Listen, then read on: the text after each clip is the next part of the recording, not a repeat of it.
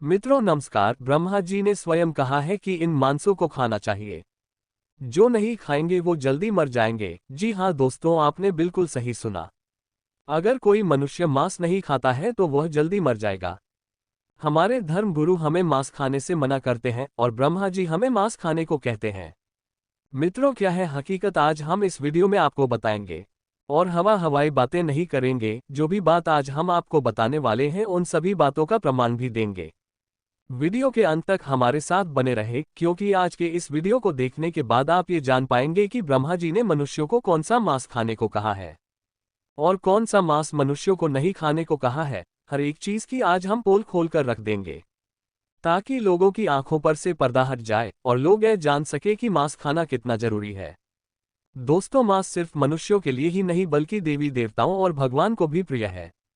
आपकी जानकारी के लिए बता दें कि सबसे ज्यादा मांसाहारी भोजन भगवान शिव जी करते हैं और सबसे ज्यादा नशा भी शिव जी करते हैं। कैसे करते हैं शिव जी मांस और मदिरा का सेवन, ये हम आपको प्रमाण के साथ बताएंगे। आज हमने भी ठान लिया है कि आपको एक एक बात सच्ची और प्रमाणित बताकर रहेंगे।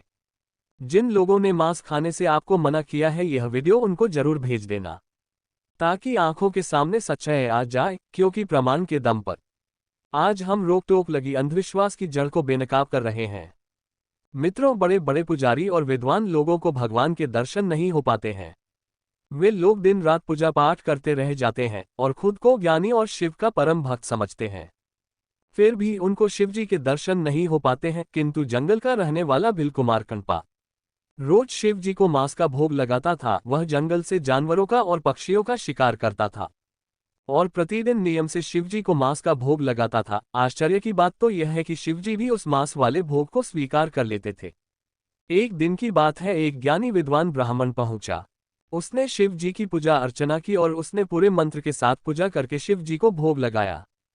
किंतु शिवजी ने उस ब्राह्मण का भोग स्वीकार नहीं किया और वहीं पर जब भिल कुमार आकर शिव जी को मांस का भोग लगाया तो शिव जी ने भिल कुमार कण्पा का मांस वाला भोग स्वीकार कर लिया। यह देखकर ब्राह्मण को बड़ा आश्चर्य हुआ। ब्राह्मण सोच में पड़ गया कि मैं इतना विधि विधान और मंत्र पद्धति से शिव जी की पूजा करता हूँ, फिर भी मेरा भोग शिव जी नहीं स्वीकार किए। और एक जंगली मनुष्य जिसे कोई ज्ञान ही नहीं है, उसका शिकार किया हुआ जंगली जानवरों का मांस का भोग शिव जी ग्रहण कर लिए। यह कैसे हो सकता है? यही सब सोचकर एक दिन ब्राह्मण ने निश्चय किया कि आज मैं शिव जी की पूजा अर्चना करने नहीं जाऊंगा और छिपकर देखता हूं कि वह जंगली आदमी शिवजी की किस तरह से पूजा करता है। ऐसा क्या करता है कि शिवजी उसका चढ़ाया हुआ मांस ग्रहण कर लेते हैं। मित्रों, ब्राह्मण अगले दिन आकर छिप जाता है और सब कुछ देखने लगता है। किंतु इस बार ब्राह्मण ने जो सोचा नहीं था वह दृश्य देखने को मिला, जिसे देखकर ब्राह्मण की आंखें फटी की फटी रह गई।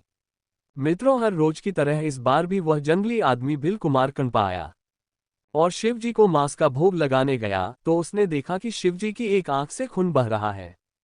तो भिल कुमार ने झटपट जंगली जड़ी बूटी का औषधि तैयार करके शिवजी की आंखों में डाला, लेकिन खून का बहना बंद नहीं हुआ। तब भिल कुमार ने अपने धनुष के बाण से अपनी एक आंख निकालकर शिवजी को लगा दिया। उसके बाद देखा कि अब शिवजी की दूसरी आंख से खून बहना शुरू हो गया। तब भील ने अपनी दूसरी आंख निकालकर शिवजी को लगा दिया। ये सारा मंजर वह ब्राह्मण छिपकर देख रहा था कि इतने में ही शिवजी प्रकट हो गए और भिल कुमार कण्पा को गले लगा लिया और उसके दोनों आंखों को लौटा दिया। भिल कुमार ने जब शिवजी को अपने सामने देखा तो वह शिवजी के चरणों में गिर पड़ा। शिवजी ने भिल को उठाकर गले लगा लिया और कहा, हे भक्त राज, मैं तुम्हारी भक्ति से बहुत प्रसन्न हूँ।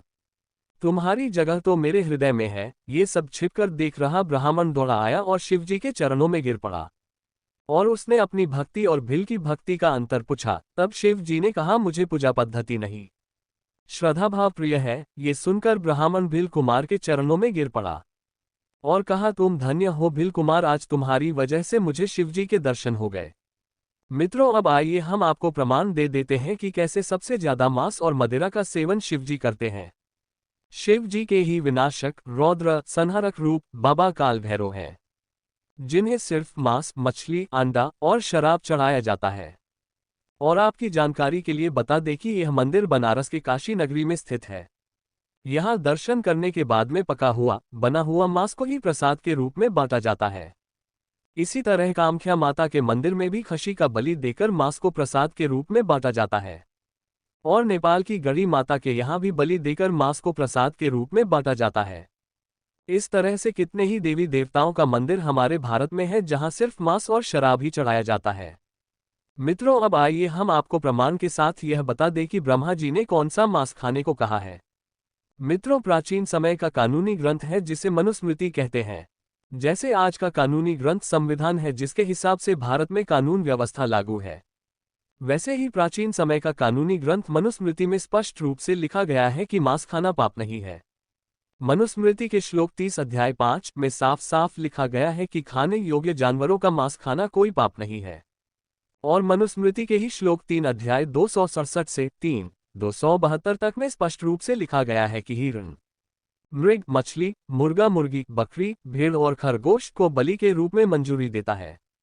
अर्थात इन सब जीवों को मनुष्य के खाने के लिए स्वयं ब्रह्मा जी ने बनाया है।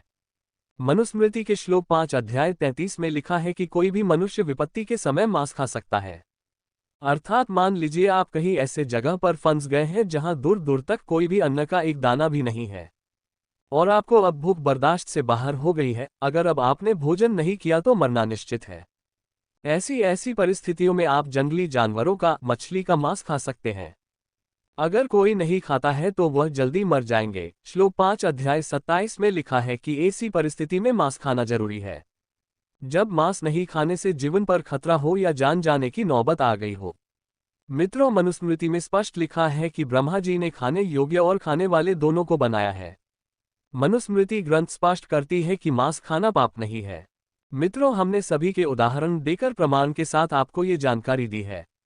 जिस किसी को भी सत्य से रूबरू होना है वह मनुस्मृति ग्रंथ लेकर पढ़ लेवे और बताए गए श्लोक और अध्याय भी देख लेवे। वैसे आपकी जानकारी के लिए बता दें कि यह सभी जानकारी गूगल पर भी सर्च करने से मिल जाता है। मित्रों, आशा करते हैं हमारे द्वारा दी गई यह जानकारी आपको अच्छी लगी होगी। अगर वीडियो अच्छा लगा हो तो एक लाइक अवश्य करें और चैनल पर पहली बार आए हैं तो सब्सक्राइब भी कर लेवें। हम हमेशा कुछ अलग हटकर प्राचीन जानकारी और सभी तरह के उपाय, तंत्र मंत्र से जुड़ी ज्ञानवर्धक जानकारी लेकर आते हैं। मिलते हैं आपसे अगले वीडियो में। नमस्कार।